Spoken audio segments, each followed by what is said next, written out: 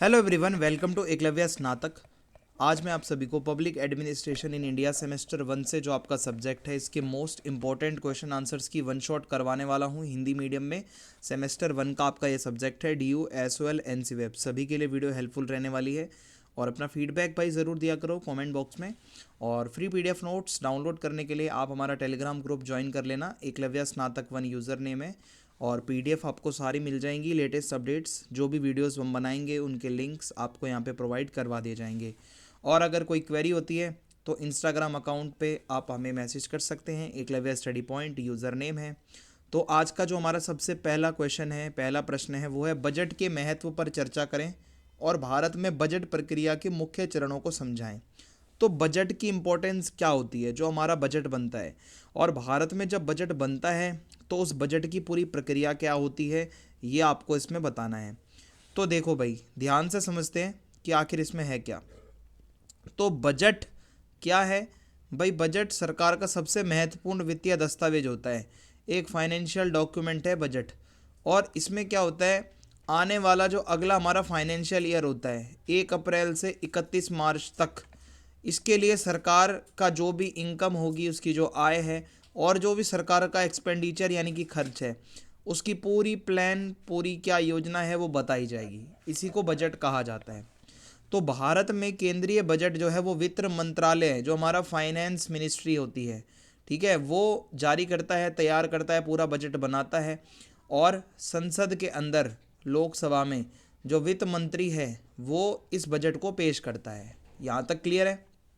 तो बजट से होता क्या है, सरकार की जो भी आर्थिक नीतियाँ होती हैं, जो भी वो आगे क्या प्राथमिकता, क्या प्रायोरिटीज़ रखने वाले हैं विकास की, और जन कल्याण से रिलेटेड जो उनके लक्ष्य हैं वो स्पष्ट हो जाते हैं। तो बजट के माध्यम से सरकार आर्थिक विकास, सामाजिक न्याय और वित्तीय स्थिरता हासिल करने की कोशिश करती है कि एक ऐसा बजट बनाएंगे कि आर्थिक विकास भी हो, सामाजिक न्याय भी हो और फाइनेंशियल स्टेबिलिटी आए देश के अंदर। अब है बजट का अर्थ और अवधारणा। तो थोड़ा इसको समझ लेते हैं कि आखिर है क्या। तो बजट बेसिकली 1 साल के लिए बनाया जाता है। एक सरकार की एक अनुमानित, एक ऐसी अनुमान लगाया जाता है कि भाई यहाँ इतनी इनकम है और नियोजित खर्च, क्या नियोजन होगा, प्लान करके खर्चा कैसे कैसे करना है वो होगा। तो सरकार की आय मुख्य रूप से टैक्स या फिर शुल्क और उधार से होती है, जबकि खर्च में प्रशासन, रक्षा, शिक्षा, स्वास्थ्य, इंफ्रास्ट्रक्चर, कल्याणकारी योजनाएं ये सब पे जो भी खर्च होता है वो आपका एक्सपेंडिचर में आता है। तो सरकार का जितना भी खर्च होता है वो इन सब जगहों पे होता है। तो अगर मैं आपको सरल शब्दों में बताऊं तो बजट सरकार की एक योजना है, ठीक है। एक सरकार की एक ऐसी योजना है जहां पे पैसे को कैसे कमाना है, समझदारी से कैसे उस पैसे को खर्च करना है, ये सारी की सारी चीज़ें उसमें बताई जाती हैं। सार्वजनिक वित्त में बजट का महत्व समझते हैं क्या होता है। तो देखो भाई, बजट क्या है? सार्वजनिक वित्त की रीढ़ होता है। बजट के बिना सरकार ठीक से काम कर ही नहीं सकती। बजट नहीं होगा तो भाई सरकार कुछ नहीं कर पाएगी। बजट बनाना बहुत ही ज़्यादा अच्छी बात होती है किसी भी देश के विकास में। तो ये सरकार को एक पूरी एक योजना मिल जाती है, एक वित्तीय योजना, और सरकार संसाधनों को फिर सही तरीके से और कुशल तरीके से मैनेज कर पाती है। तो बजट जो है नागरिकों को सरकार की वित्तीय स्थिति और भविष्य की नीतियों के बारे में भी जानकारी देता है। बजट में लिखा होगा सरकार की इस टाइम पे हालत कैसी है और आगे भविष्य में क्या नीतियां सरकार बनाने जा रही है। फिर है आर्थिक योजना के उपकरण के रूप में बजट। देखो बजट क्या है, आर्थिक योजना बनाने के लिए बहुत ही महत्वपूर्ण है। अलग अलग क्षेत्रों में खर्च बढ़ाकर या घटाकर सरकार आर्थिक विकास को बढ़ावा देती है। कभी शिक्षा का बजट सरकार बढ़ा देगी, कभी स्वास्थ्य का बजट बढ़ा देगी, शिक्षा का घटा देगी, तो ये चलता रहता है।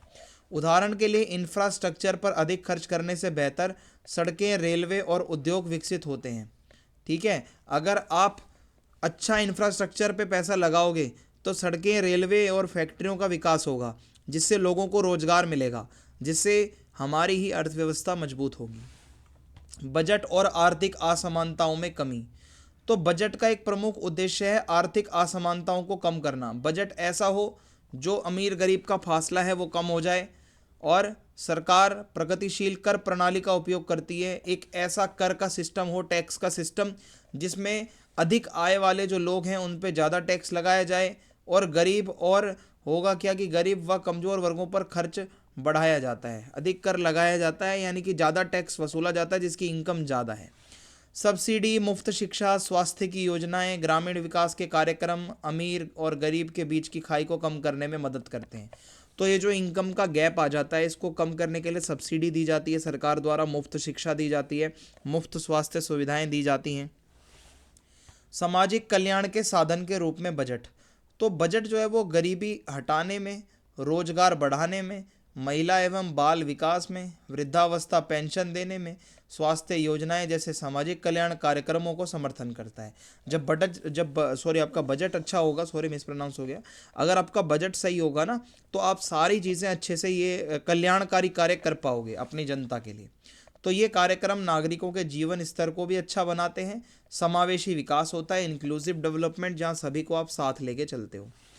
तो सबसे पहला चरण बजट का होता है बजट की तैयारी करना। तो सबसे पहले जो शुरुआत होती है वो बजट की तैयारी से होती है।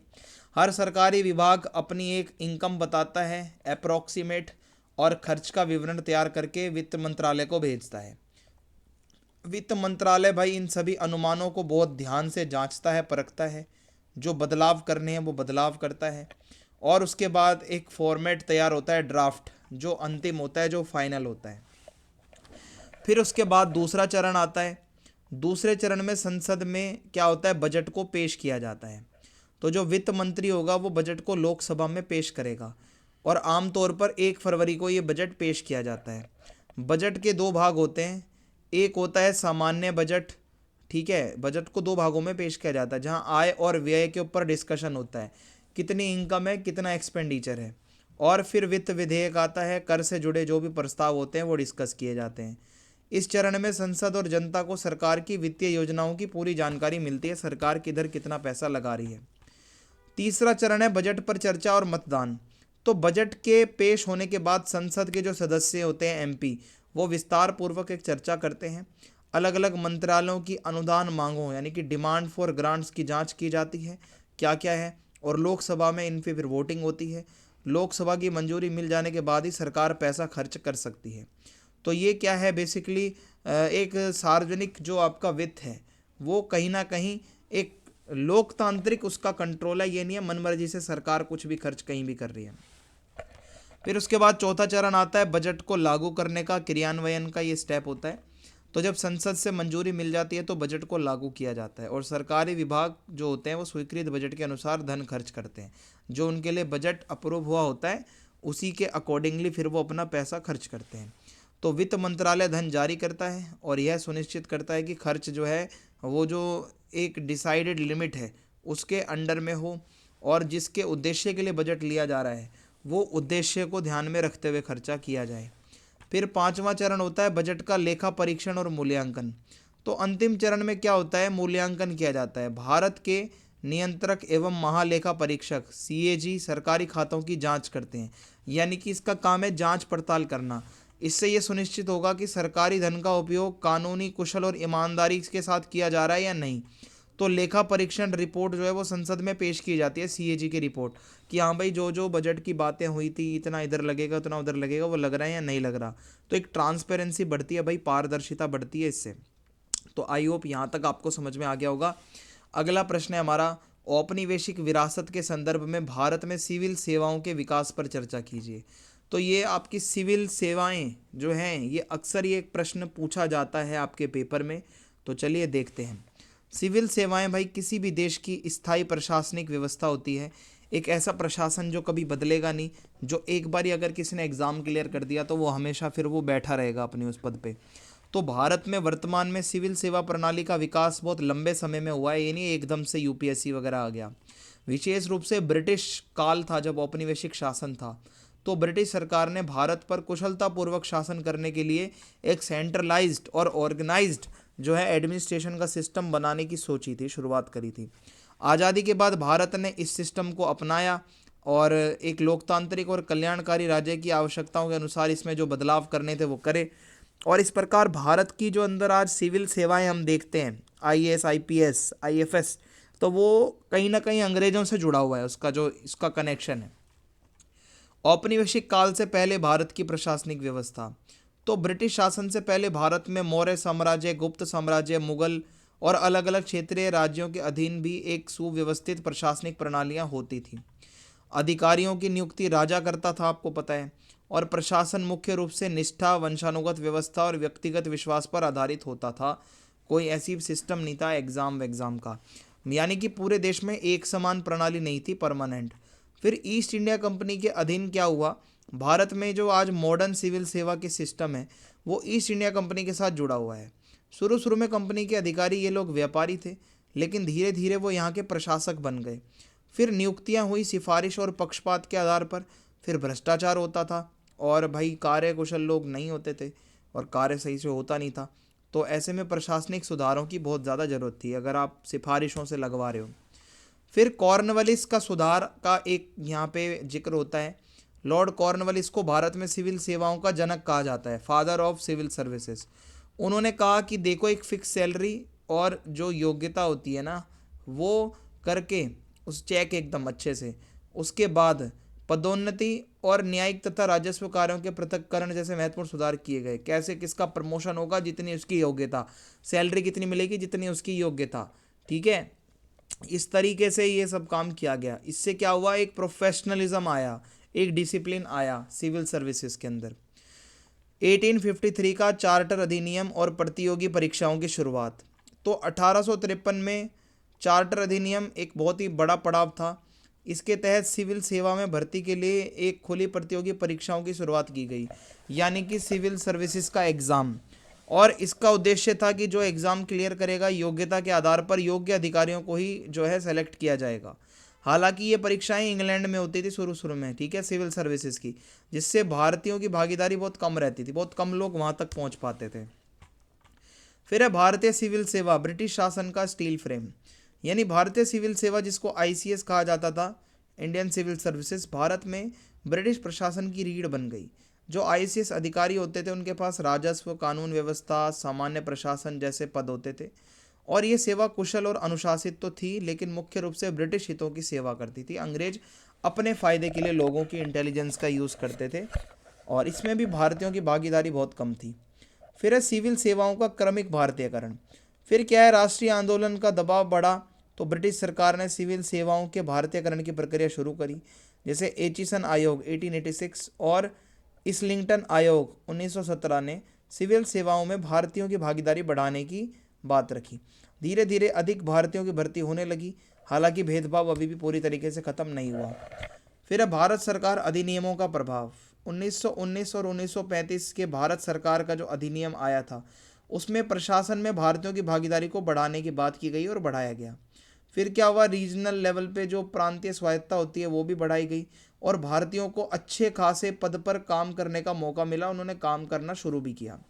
और इन अधिनियमों ने क्या करा, भारतीयों को स्वशासन और प्रशासनिक जिम्मेदारियों के लिए तैयार किया कि अब अपना शासन खुद संभालना है, प्रशासन भी हमें चलाना आना चाहिए। स्वतंत्रता के बाद औपनिवेशिक विरासत की निरंतरता अभी भी जारी है। आज़ादी के बाद भारत ने अभी भी उस चीज़ को आगे कायम रखा है। आज आईसीएस को आईएएस नाम से जाना जाता है, इंडियन एडमिनिस्ट्रेटिव सर्विस। पहले ये होती थी इंडियन सिविल सर्विस। एक केंद्रीकृत सर्विस है, नियम आधारित है, इसकी हायरार्की होती है, पूरी व्यवस्था है अच्छे से, और इसीलिए बनाई गई थी भाई ये सिस्टम इंडिया में कि भाई एकता रहे देश में, पूरा प्रशासन सही से संभाला जाए। स्वतंत्र भारत में सिविल सेवाओं में किए गए परिवर्तन। तो स्वतंत्र भारत में सिविल सेवाओं को थोड़ा लोकतांत्रिक बनाने के लिए और जनोन्मुखी बनाने के लिए कई परिवर्तन किए गए। जैसे जो इसकी भर्ती होगी उसके लिए एक आयोग बनाया गया, यूपीएससी, संघ लोक सेवा संघ लोक सेवा आयोग, ये आपने सुना होगा यूपीएससी, वो ही इसका रिक्रूटमेंट करता है। सिविल सेवाओं का उद्देश्य है केवल कानून व्यवस्था बनाए रखना नहीं, बल्कि विकास, कल्याण और जन सेवा पर जोर देना, जनता की सेवा करनी है। भारतीय सिविल सेवाओं में औपनिवेशिक विरासत का मूल्यांकन। तो देखो भाई, औपनिवेशिक विरासत के भारतीय सिविल सेवाओं पर सकारात्मक और नकारात्मक दोनों प्रभाव पड़े। हमने अंग्रेजों के टाइम से ये सब करना सीखा था।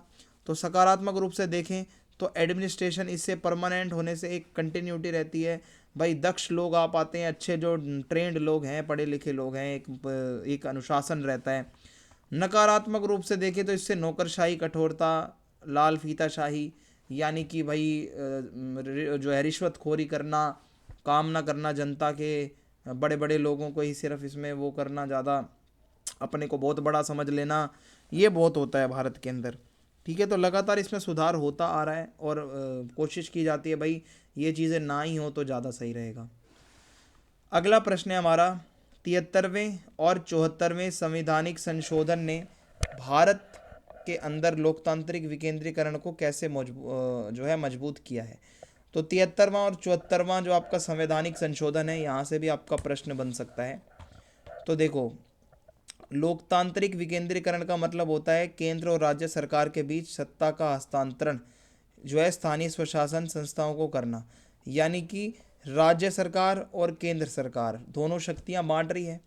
तो भारत के अंदर भी कहा गया कि भाई जो स्थानीय शासन है, पंचायती राज है, नगर निगम है, इनको भी कुछ सत्ता दी जाए भाई थोड़ी। तो 73वां और 74वां संविधान का संशोधन क्यों किया गया था? 1992 से ये करके पंचायती राज संस्था पीआरआई जिसे कहते हैं, और शहरी स्थानीय निकाय, ठीक है, इस तरीके से इनको संवैधानिक दर्जा दिया गया कि हाँ, शहरों के अंदर नगर निगम होगा, नगर निगम काम करेगा, और गांव के अंदर पंचायत काम करेगी, और इनको बजट दिया जाएगा, इनके प्रॉपर इलेक्शंस होंगे। तो इन संशोधनों से क्या हुआ भाई, स्थानीय लेवल पे जो सरकारें होती है ना, उसको और सशक्तिकरण हुआ, उसका जवाबदेही बन गई, और सहभागी लोकतंत्र का यहाँ पे एक एग्जाम्पल है कि हम भाई छोटे से छोटे लेवल पे जाके भी जनता को साथ लेकर चलना चाहते हैं। तभी हमने ये स्थानीय शासन का जो ये है इसको शुरू किया। और मैं आपको बताऊं, ये गांधी जी ने बोला था कि भाई ये होना चाहिए हमारे देश के अंदर कि हम गांव गांव तक जुड़ें। इसको कहा जाता है ग्रास रूट लेवल पे जाकर जो है लोगों से जुड़ना। लोकतांत्रिक विकेंद्रीकरण का अर्थ, लोकतांत्रिक विकेंद्रीकरण का मतलब है, देखो, राजनीतिक, प्रशासनिक और वित्तीय शक्तियों को जनता द्वारा चुनी गई स्थानीय संस्थाओं को सौंपना। जितनी भी पॉलिटिकल पावर होगी, प्रशासनिक पावर होगी, पैसे की पावर होगी, वो स्थानीय लेवल पे जो संस्था होगी वो संभालेगी, और जनता उसको चुनेगी जो संभालने वाला होगा। तो इससे शासन व्यवस्था जनता के निकट आएगी, लोगों को भी अपने डे टू डे लाइफ की जो प्रॉब्लम्स हैं उसके लिए निर्णय लेने में लगेगा कि हाँ, हम भाग ले रहे हैं, जो निर्णय लेने वाले बैठे हैं वो भी हमारे में से ही कोई होंगे, है ना। तो स्थानीय सरकारों को संवैधानिक एक दर्जा दिया गया। होता क्या था भाई, इन संशोधनों से पहले स्थानीय निकाय राज्य सरकारों के नियंत्रण में होते थे और स्टेबिलिटी नहीं होती थी। ठीक है, 73वां संविधान संशोधन आया तो ग्रामीण जो लेवल पे स्थानीय निकाय होते हैं उनको कॉन्स्टिट्यूशन में भाई लिखवा दिया गया प्रॉपर। जबकि 74वां संशोधन आया तो शहरों का जो स्थानीय निकाय है उसको भी दर्जा दिलवा दिया। तो पूरे देश में एक समान रूप से कानूनी संरक्षण मिल गया भाई लोकल गवर्नमेंट्स को। तो हमारे इंडिया में 3 टियर सिस्टम है, त्रिस्तरीय ढांचा। 73वां संशोधन जो था उसके तहत पंचायती राज व्यवस्था में 3 आपके टियर बना रखे हैं, ग्राम पंचायत ग्राम स्तर पर, पंचायत समिति खंड या ब्लॉक स्तर पर, और जिला परिषद। समझ आ गया। और इसी प्रकार 74वें संविधान संशोधन के अंतर्गत भी नगर पालिकाओं के लिए एक ढांचा बनाया गया है। तो इस तरीके से ये ढांचा फॉलो होता है, ठीक है, प्रॉपर एक संरचना है। नियमित और लोकतांत्रिक चुनाव, तो ये जो संशोधन हुए इसके तहत हर 5 वर्ष में चुनाव होते हैं।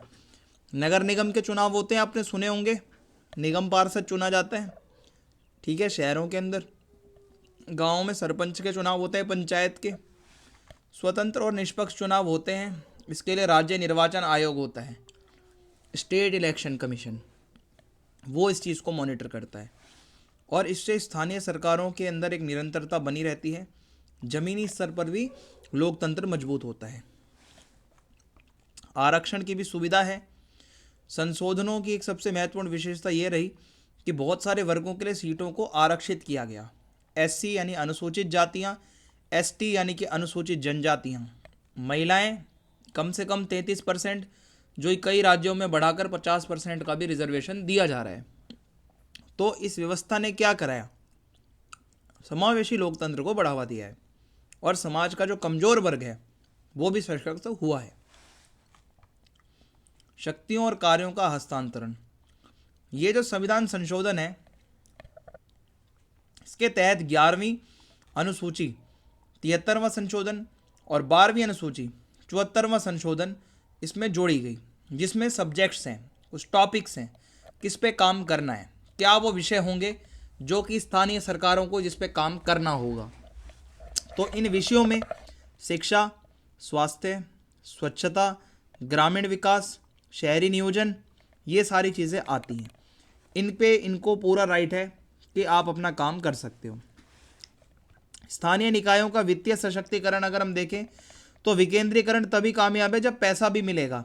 तो इसके लिए राज्य वित्त आयोग बनाया गया, ठीक है, स्टेट फाइनेंशियल कमीशन, जो स्थानीय निकायों को पैसा देगा, संसाधन वितरित करने की सिफारिश करेगा ताकि वो विकास की योजनाएं बना पाएं और उसे लागू कर पाएं। तो भाई लोकतंत्र को मजबूत करने में ग्राम सभा की भी बहुत बड़ी भूमिका है। ग्राम सभा क्या होता है? जब गांव के सभी जो 18+ लोग होते हैं वो इस सभा में शामिल होते हैं और ये प्रत्यक्ष लोकतंत्र में एक बहुत बड़ी भूमिका निभाती है और ये विकास योजनाओं को मंजूरी देती है, सरकारी योजनाओं की निगरानी करती है और ट्रांसपेरेंसी बनी रहे इसलिए। तो इससे लोगों की भागीदारी और बढ़ती है ग्राम सभा जैसी चीज़ से। शहरी शासन को सशक्त बनाना। तो 74वां संविधान संशोधन जब हुआ तो नगर निगम, नगर पालिका परिषद, नगर पंचायत, ये सारे निकाय बनाए गए और इससे शहरों का जो नियोजन है, प्लानिंग है, वो और अच्छी हुई, सेवाओं की आपूर्ति अच्छी हुई, नागरिकों की भागीदारी में सुधार हुआ। और आज की डेट में शहर बहुत तेज़ी से आगे बढ़ रहे हैं, तो उसके पीछे एक ये भी रीज़न है। जमीनी स्तर के लोकतंत्र पर समग्र प्रभाव। तो 73वां और 74वां जो संविधान संशोधन है, इससे शासन को जनता के और क्लोज हम ले आए हैं। आज लोकतंत्र हमारा गांव तक पहुंच गया है। तो इससे स्थानीय स्तर पर भागीदारी बढ़ी है, जवाबदेही बढ़ी है, पारदर्शिता बढ़ी है, कार्यकुशलता में वृद्धि हुई है। चुनौतियां तो हैं, पर इन संशोधनों से लोकतंत्र जो है ग्रास रूट लेवल पे पहुंचा है। आई होप आप समझ गए होंगे। अगला प्रश्न है हमारा, ई गवर्नेंस की अवधारणा को समझाइए और भारत में पारदर्शिता और जवाबदेही को बढ़ावा देने में इसकी क्या भूमिका है, ये हमें यहाँ पे डिस्कस करना है। तो देखो भाई, ई गवर्नेंस का मतलब होता है सरकार द्वारा सूचना और संचार की जो प्रौद्योगिकी है, आईसीटी का यूज करके सेवा प्रदान करना या जानकारी साझा करना और नागरिकों से कम्युनिकेट करना। तो भारत में ई गवर्नेंस का उद्देश्य है सरकार को अधिक कुशल बनाना, पारदर्शी बनाना, जवाबदेह बनाना और नागरिकों के अनुकूल बनाना। तो डिजिटल टेक्निक्स आज की डेट में आपको पता है बहुत ज़्यादा आगे डेवलप हो रही है। ई गवर्नेंस से हमारी जो लोकतांत्रिक शासन की प्रणाली है वो मजबूत हुई है, भ्रष्टाचार कम हुआ है। आगे देखते हैं ई गवर्नेंस के घटक और मॉडल क्या क्या हैं। तो ई गवर्नेंस विभिन्न प्रकार के संवाद मॉडलों के माध्यम से काम करता है, जैसे सरकार से नागरिकों की सेवाएं G2C, ठीक है, गवर्नमेंट टू सिटीजन, जैसे प्रमाण पत्र, पेंशन, बिल भुगतान जैसी ऑनलाइन सेवाएं लाना। सरकार से व्यवसाय G2B, जैसे लाइसेंस ऑनलाइन करना, कर ऑनलाइन टैक्स फाइलिंग, ई प्रोक्योरमेंट्स, ऑनलाइन प्रोक्योरमेंट्स करना। सरकार से सरकार यानी कि अलग अलग विभागों के बीच डेटा की शेयरिंग, जानकारी का आदान प्रदान। सरकार से कर्मचारी, ठीक है, गवर्नमेंट टू एम्प्लॉय, वेतन देना, अवकाश, सेवाओं से जुड़े जो भी अभिलेख हैं, डॉक्यूमेंट्स भेजना। तो ये सारे मॉडल हैं ई गवर्नेंस के। ये सब आने से क्या हुआ है, समन्वय अच्छा हो गया है। ई गवर्नेंस का उद्देश्य समझो क्या है और इसका महत्व समझो क्या है। ई गवर्नेंस का मुख्य उद्देश्य है सरकार की जो सेवाएं हैं उसकी दक्षता और गति, स्पीड बढ़ाना, प्रशासन के अंदर ट्रांसपेरेंसी लाना ताकि बहुत अच्छे से काम हो पाए, सार्वजनिक जो अधिकारी होते हैं उनकी जवाबदेही सुनिश्चित हो और भ्रष्टाचार और लाल फीताशाही को कम करना। जो भ्रष्टाचार बढ़ा हुआ है, जो ऑफलाइन पहले फाइलें पड़ी रहती थी, धूल खाती रहती थी, जब तक रिश्वत नहीं दोगे वो फाइल आगे नहीं जाती थी, वो काम अब कम हो गया है। शासन को नागरिक अनुकूल और सुलभ बनाना, यानी कि शासन ऐसा हो जो नागरिकों के लिए भी अच्छा हो और नागरिकों के लिए सुलभ हो। तो इस प्रकार ई गवर्नेंस यानी कि एक अच्छी गवर्नेंस के लिए बहुत ज़रूरी हो जाता है। भारत में ई गवर्नेंस का विकास और प्रगति। तो देखो, भारत के अंदर ई गवर्नेंस की शुरुआत 1990 के दशक में ही साधारण कंप्यूटरीकरण से हुई थी, जब कंप्यूटर आए थे। राष्ट्रीय ई गवर्नेंस योजना NEGP और बाद में डिजिटल इंडिया कार्यक्रम 2015, इससे क्या हुआ, ये सिस्टम थोड़ा सा और सही हो गया। ये जब पहल आई, ये कार्यक्रम चलाए गए, ठीक है, प्रोग्राम्स चलाए गए, तो आज ज़्यादातर जो सरकारी सेवाएं हैं वो ऑनलाइन रूप से उपलब्ध हैं, जो मैनुअल प्रणाली से डिजिटल शासन की ओर एक बहुत बड़ा बदलाव है। पहले मैनुअली अब आप सब करते थे, आज आप डिजिटली सब कुछ कर पा रहे हो। तो पारदर्शिता बढ़ाने में ई गवर्नेंस की बहुत बड़ी भूमिका है। पारदर्शिता का मतलब है सरकारी प्रक्रियाओं का खुलापन। तो ई गवर्नेंस से क्या होता है, आज की डेट में सरकारी नियम, सरकारी नीतियां, बजट और योजनाओं को आप ऑनलाइन रूप से उपलब्ध करा देते हो। कोई भी उसको पढ़ सकता है, कोई भी उसको जाके समझ सकता है। ठीक है। और क्या है भाई, नागरिकों को कुछ भी अप्लाई करना है ऑनलाइन, और कोई अपनी देखना है स्टेटस क्या है, तो वो ऑनलाइन चेक कर सकता है। जो टेंडर है या फिर कोई भी अनुबंध है या सरकारी खर्चा है, उसको भी आप डिजिटली रूप से प्रकाशित कर सकते हो। तो इससे जो गोपनीयता है वो कम होती है, और सरकार जो है ना, वो जब सब कुछ खुले में दिखाती है तो जनता का विश्वास भी बढ़ जाता है। जवाबदेही सुनिश्चित करने में ई गवर्नेंस की भूमिका। तो होता क्या है भाई, यहाँ पे आप ध्यान से समझिएगा कि जवाबदेही का मतलब होता है सरकारी अधिकारी अपने कार्यों के उत्तरदायी हो। जो भी काम आप कर रहे हो आप उसका जवाब दो। तो ई गवर्नेंस से क्या होगा, निर्णय और लेन देन का डिजिटल रिकॉर्ड रहेगा, कि भाई कुछ भी लेन देन हुआ है तो उसका एक रिकॉर्ड रहेगा। इसके अलावा सेवाओं की आपूर्ति के लिए निश्चित समय सीमा तय रहेगी कि भाई इस डेडलाइन तक ये एक सर्विस पहुंच जानी चाहिए। ऑनलाइन शिकायत निवारण प्रणालियां, आज की डेट में ऑनलाइन कोई भी आप शिकायत डालो उसके ऊपर एक्शन लिया जाएगा। तो इससे अधिकारियों की निगरानी हो जाती है, नज़र में रहते हैं अधिकारी की काम कर रहे हैं या नहीं कर रहे, कोई दुरुपयोग तो नहीं कर रहा। भ्रष्टाचार कम करने के साधन के रूप में ई गवर्नेंस। तो भ्रष्टाचार अक्सर मानवीय विवेक, अधिकार और पारदर्शिता की कमी के कारण बढ़ता है। जब आप अपना विवेक खो बैठते हो और जब पारदर्शिता नहीं होती, तभी भ्रष्टाचार नामक बीमारी जन्म लेती है। तो ई गवर्नेंस क्या करती है, भ्रष्टाचार को कम करने में मदद करती है। अधिकारी और नागरिकों के बीच प्रत्यक्ष संपर्क तो रहता ही नहीं आज की डेट में। आप ऑनलाइन सब कुछ कर रहे हो, ऑनलाइन वो हो रहा है, अधिकारी के पास आपको जाना नहीं पड़ेगा। ऑनलाइन भुगतान हो रहा है, सब कुछ ऑटोमेटिक है, तो भाई इससे कोई वो मतलब ही नहीं है कि पैसा अधिकारी के जेब में जाएगा।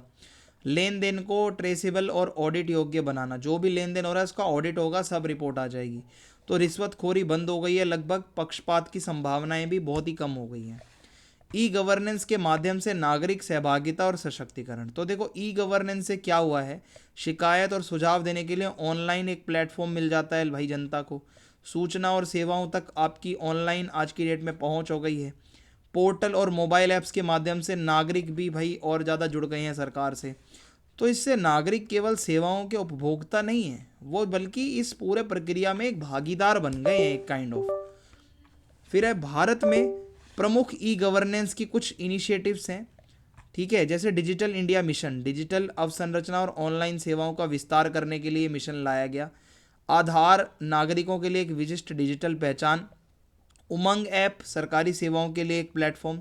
आरटीआई ऑनलाइन पोर्टल, यानी कि सूचना में ट्रांसपेरेंसी बढ़ाने के लिए इसको ऑनलाइन करना। गवर्नमेंट ई मार्केट प्लेसेस, यानी कि पारदर्शी सार्वजनिक खरीद प्रणाली, जो भी खरीदोगे ऑनलाइन आपको वहाँ पे रिकॉर्ड सारा शो होगा।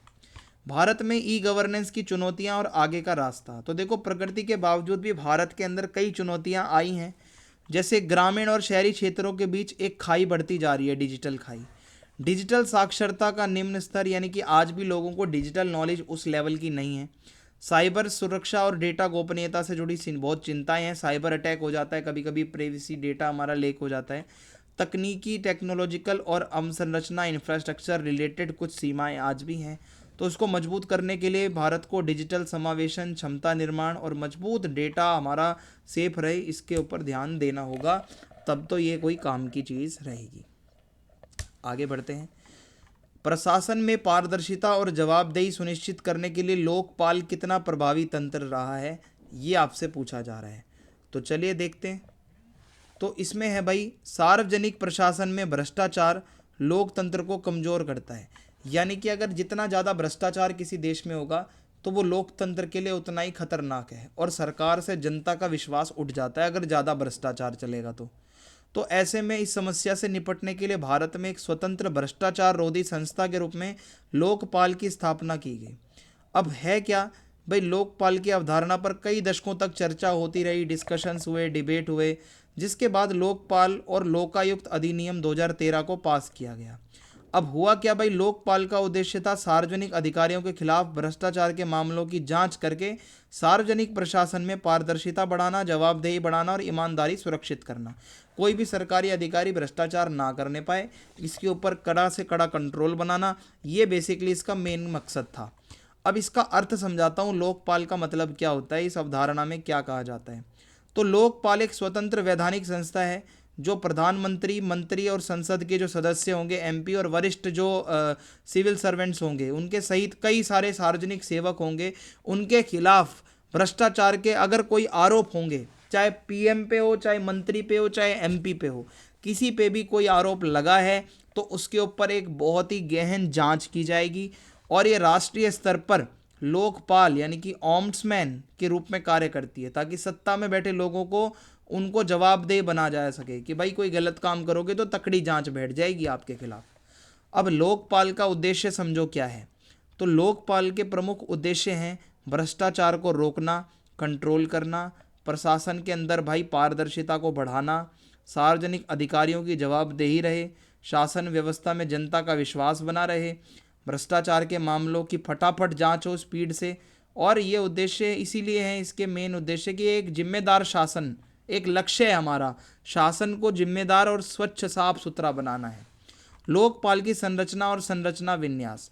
तो लोकपाल में एक अध्यक्ष और अधिकतम 8 मेंबर होंगे, जिसमें न्यायिक तथा गैर न्यायिक सदस्य शामिल होंगे।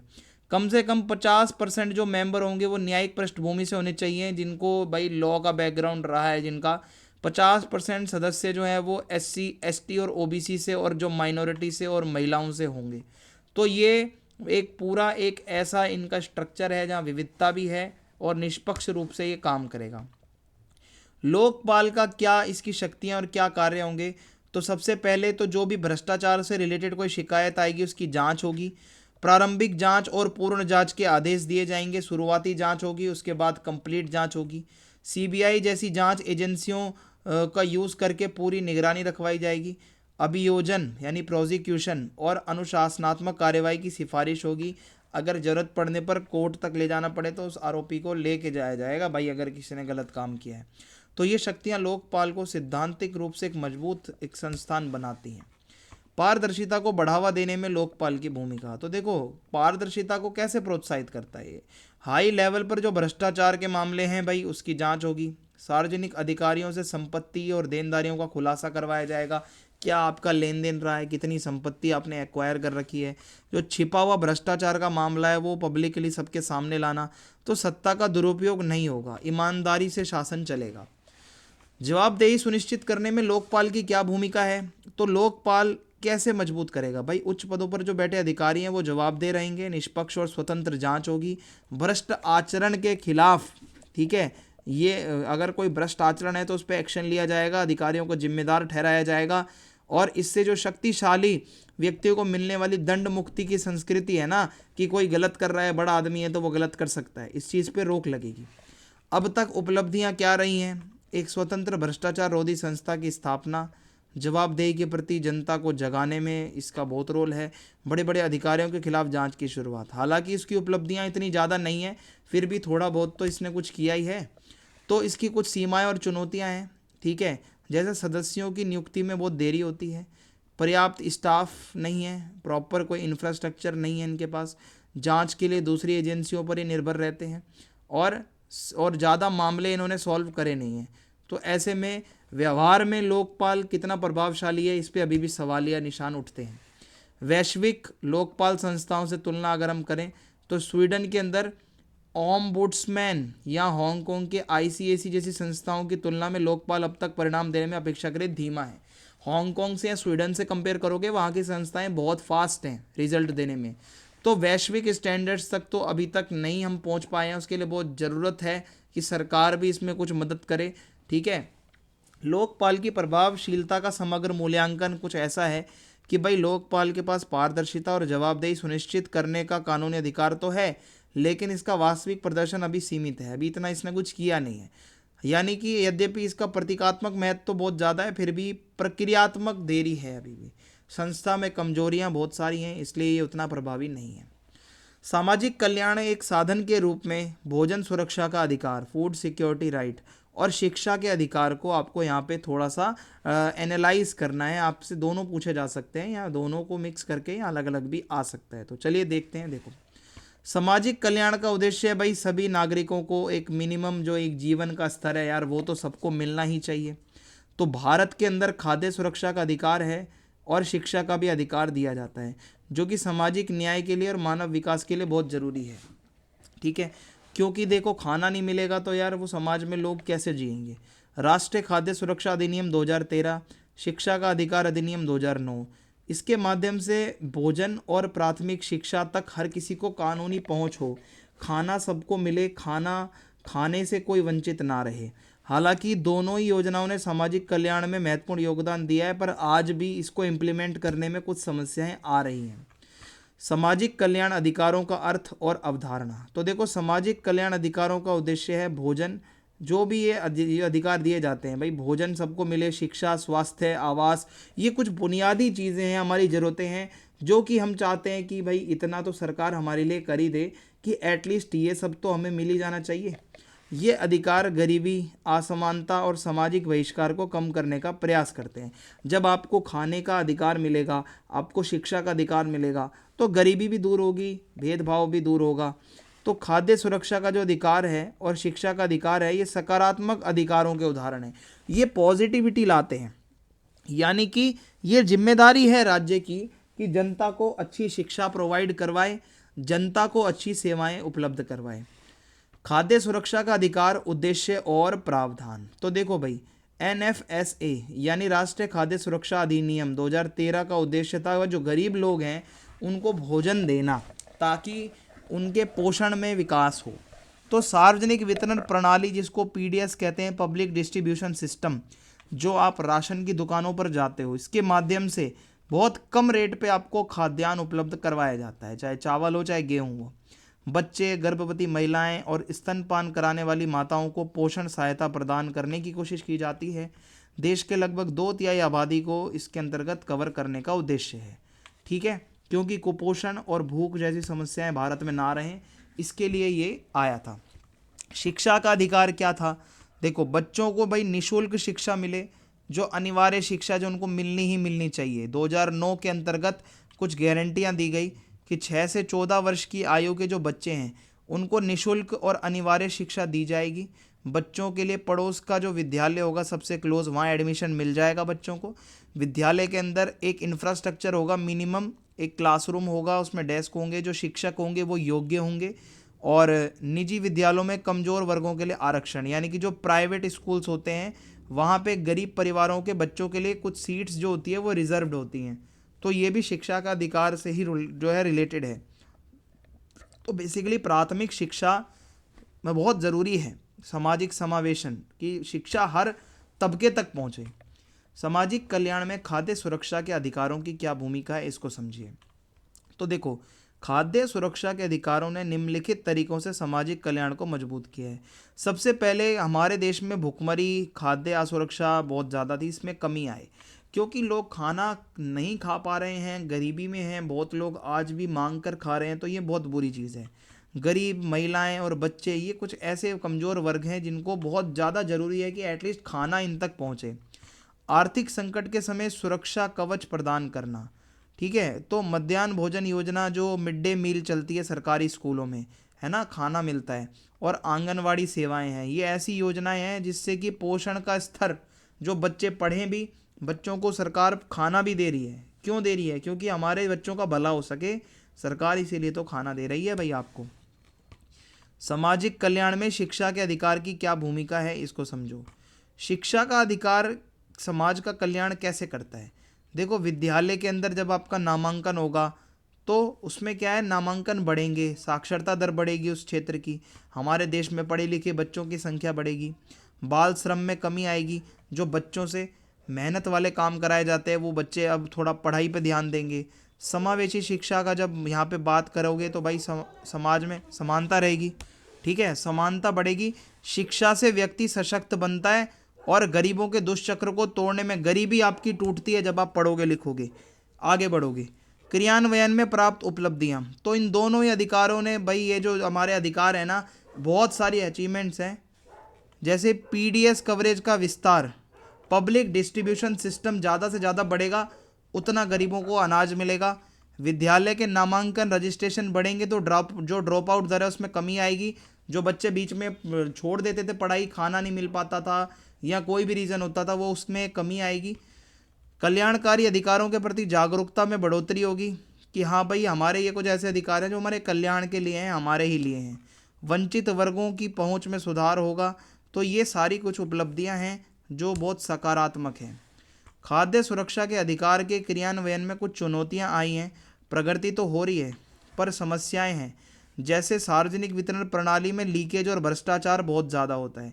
राशन की दुकानों पर ब्लैक पे अनाज बेचना, भ्रष्टाचार करना, कम राशन तोलना, ये बहुत होता है। और गलत पहचान के कारण बहिष्करण त्रुटियाँ, यानी कि ये भी हो सकता है कि भाई कई लोग गलत पहचान से भी अपना ये सब कर रहे हैं। और उपलब्ध कराए जाने वाले खाद्यान्न की गुणवत्ता खराब होना। जो आप अनाज दे रहे हो, दे तो रहे हो फ्री में, पर वो ऐसा तो दो जो खाने लायक हो, मतलब आप दे ही ऐसा रहे हो बिल्कुल बेकार। ऐसा देखा जाता है कि इम्प्लीमेंटेशन हर जगह पे बराबर नहीं हो पाया है। जो इम्प्लीमेंटेशन हर जगह होना चाहिए उसकी अभी भी कमी है। तो ये समस्याएं खाद्य सुरक्षा के जो कार्यक्रम है उसकी प्रभावशीलता को कहीं ना कहीं कम कर रही हैं। जो उसकी इफेक्टिवनेस है वो उतनी नहीं हो पा रही है। शिक्षा के अधिकार को क्रियान्वयन करने में भी कुछ चुनौतियां आ रही हैं। जैसे शिक्षा का जो अधिकार है उसमें एक तो ट्रेंड वाले टीचर जो होते हैं उनके बहुत ही कम लोग ऐसे मिल पाते हैं जो बहुत अच्छे से ट्रेंड हो। कमी है भाई टीचरों की। और क्या है, और ये है कि भाई विद्यालयों के अंदर जो इंफ्रास्ट्रक्चर है वो ख़राब है। लर्निंग आउटकम का कमज़ोर रहना, बच्चे कुछ सीख नहीं पा रहे हैं कुछ नया। राज्यों के बीच असमान क्रियान्वयन, कोई राज्य बहुत आगे है शिक्षा के मामले में, कोई बहुत पीछे है। तो शिक्षा की गुणवत्ता अब भी एक बहुत बड़ी चिंता है। अभी भी वो उतनी हाई क्वालिटी की शिक्षा हम नहीं दे पा रहे हैं अपने बच्चों को जो हमारे बच्चे डिज़र्व करते हैं। तो सामाजिक कल्याण के साधन के रूप में अगर हम इसका एक मूल्यांकन करें तो भाई देखो, खाद्य सुरक्षा का जो अधिकार है और जो शिक्षा का अधिकार है दोनों ही पहुंच पर अधिक ध्यान देते हैं, जबकि गुणवत्ता और परिणामों पर अपेक्षाकृत कम। दोनों ये चाह रहे हैं अनाज और शिक्षा तो हर जगह पहुंचानी है पर क्वालिटी पे कोई ध्यान नहीं है। तो प्रशासनिक अक्षमता है, ये निगरानी नहीं है, और फाइनेंस क्या पता फंडिंग कम हो। ठीक है, इसके अलावा कई बार टॉप टू डाउन तरीकों से किया गया क्रियान्वयन स्थानीय आवश्यकताओं की अनदेखी करता है। ऊपर से बजट आ रहा है, बीच वाले खा जा रहे हैं, तो ये इफेक्टिव कहाँ से होगा? बिल्कुल भी इफेक्टिव नहीं होगा। तो इसको करने के लिए क्या कर सकते हैं? तो इन अधिकारों को और प्रभावशाली बनाने के लिए ट्रांसपेरेंसी लाओ, पारदर्शिता, निगरानी रखो जो भी चीज़ें हो रही हैं। केवल आप पहुंचाओ मत, गुणवत्ता पर भी ध्यान दो। स्थानीय शासन और समुदाय की भी भागीदारी आप समझो, वहाँ के लोगों को भी समझाना पड़ेगा कि भाई आप ही के लिए हैं ये सारी चीज़ें। लीकेज कम से कम हो, भ्रष्टाचार कम हो, पोषण और शिक्षा में निवेश बढ़ाना पड़ेगा सरकार को। इस क्षेत्र में पैसा, थोड़ा फंड ज़्यादा डालना पड़ेगा। तो इसी से ही ये चीज़ सुदृढ़ हो पाएगी, अदरवाइज़ ये हो पाना ही बहुत मुश्किल है। सामाजिक कल्याण के एक साधन के रूप में सूचना के अधिकार अधिनियम के कार्यान्वयन का आलोचनात्मक परीक्षण करें। यानी जो राइट टू इन्फॉर्मेशन है, सूचना का अधिकार, आरटीआई जिसे हम कहते हैं, अब ये समझते हैं कि क्या है। तो देखो भाई, पारदर्शिता और जवाबदेही एक स्वस्थ लोकतंत्र के लिए बहुत ज़रूरी है। आपको पता है डेमोक्रेसी तभी काम की है जब उसमें नेता लोग जो बैठे हैं, अधिकारी लोग, वो डेमोक्रेटिक तरीके से जवाबदेह हों। तो भारत में सूचना का अधिकार अधिनियम 2005 नागरिकों को सार्वजनिक प्राधिकरण, जितने भी जो विभाग होते हैं सरकारी, उनसे आप जानकारी प्राप्त कर सकते हो। अगर आप कोई भी आपके मन में सवाल है उस विभाग से जुड़ा, आप अपना सवाल भेज सकते हो। तो सरकारी कार्य प्रणाली को जन जांच के लिए खुला बनाकर जो भी सरकार काम कर रही है वो जनता के लिए खुले में हो रहा है। तो आरटीआई का जो अधिनियम है ये सामाजिक कल्याण का एक शक्तिशाली साधन है, क्योंकि ये नागरिकों को अपने अधिकारों की रक्षा करने, भ्रष्टाचार को उजागर करने और सार्वजनिक सेवाओं की बेहतर आपूर्ति सुनिश्चित करने में मदद करता है। जनता को भी अपने अधिकार मिलेंगे। कोई विभाग गलत काम कर रहा होगा तो जनता को पता भी चलेगा। तो अब थोड़ा सा हम सूचना के अधिकार का अर्थ समझ लेते हैं। ये है क्या? देखो, सूचना का अधिकार एक कानूनी अधिकार होता है जिसके तहत नागरिक, सार्वजनिक प्राधिकरण, जो भी सरकारी विभाग हैं, आप उनसे जानकारी ले सकते हो।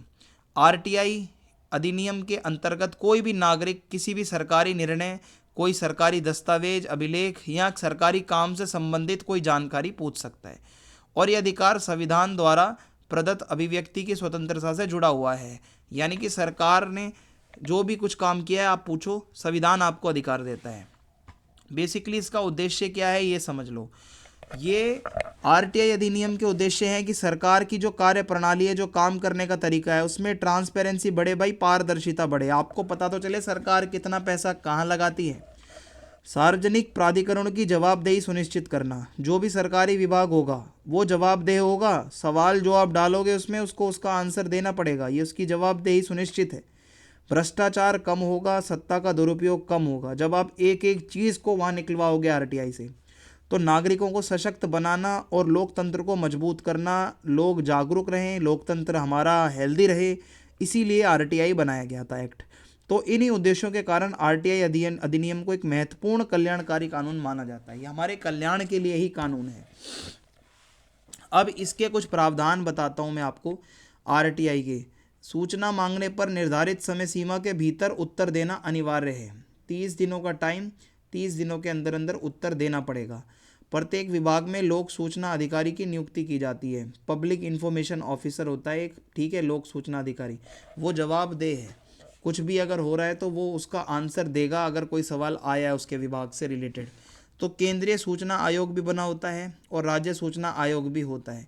अगर सूचना में देरी होती है तो यहाँ सूचना नहीं मिलती तो जुर्माने का भी प्रावधान है, ठीक है। उस विभाग के ऊपर, उस अधिकारी के ऊपर जुर्माना लगाया जाएगा।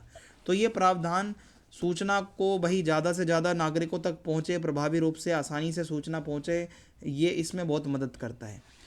सामाजिक कल्याण के साधन के रूप में आरटीआई तो होता क्या है, नागरिकों को कल्याणकारी योजना और लाभों तक पहुंच दिलाने में सहायता मिलती है। कि योजनाओं के बारे में आप पूछ सकते हो ना, सार्वजनिक सेवाओं में भ्रष्टाचार को आप उजागर कर सकते हो।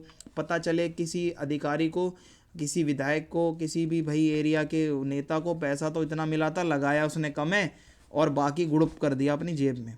पूछ लो आरटीआई से कितने का टेंडर था, कितना उसने लगाया है, कितना माल आपको दिख रहा है रोड पे, पता चल जाएगा। ऑन पेपर कितना दिखाया है और ऑन द ग्राउंड कितना लगा हुआ है। और सरकारी कार्यक्रम के निष्पक्ष क्रियान्वयन, जो भी इम्प्लीमेंटेशन है वो निष्पक्ष रूप से हो, ये आपको आरटीआई से पता चलेगा। सो गरीब और वंचित लोगों को अपने अधिकार और अपने हक को प्राप्त करने में बहुत मदद देता है। कुछ उपलब्धियां हैं, जैसे जनता की जागरूकता बढ़ी है, नागरिकों की सहभागिता। अब लोग सरकारी कार्यों में सहभागी बन गए हैं। सरकार कुछ भी काम करती है तो आरटीआई से वो छुप नहीं सकती। घोटाले, अनियमितताएं, इनका खुलासा आए दिन होता रहता है। सेवा वितरण और शासन व्यवस्था में सुधार हो रहा है। जो सर्विसेज हैं वो और अच्छे से जा रही हैं लोगों तक।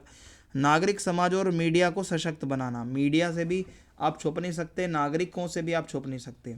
तो आरटीआई ने नागरिकों को केवल सेवाओं के निष्क्रिय उपभोक्ता से बदलकर, ये नहीं बस हमें सेवाएं दे रहे और हम सेवाएं ले रहे हैं, हम निगरानी करता है भाई, हम नज़र रखेंगे आपके ऊपर। अगर आप कुछ गलत काम करोगे तो उसके ऊपर आपको जवाब देना पड़ेगा।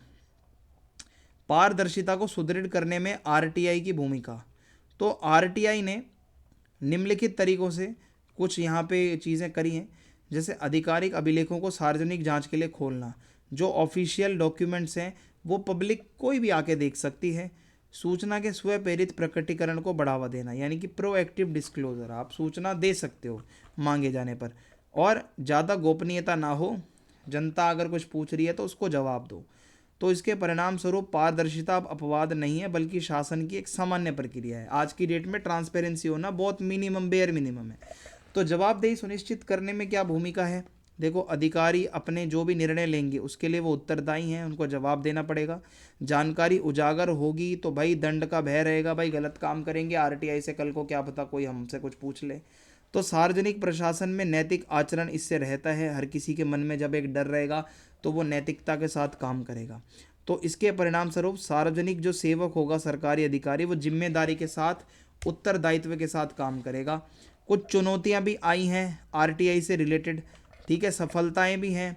जैसे सूचना उपलब्ध कराने में कई बारी देरी आ जाती है, दुरुपयोग और निरर्थक आवेदनों की बढ़ती संख्या। कई लोग ऐसे आवेदन कर रहे हैं जो खाम खा में पूछते रहते हैं।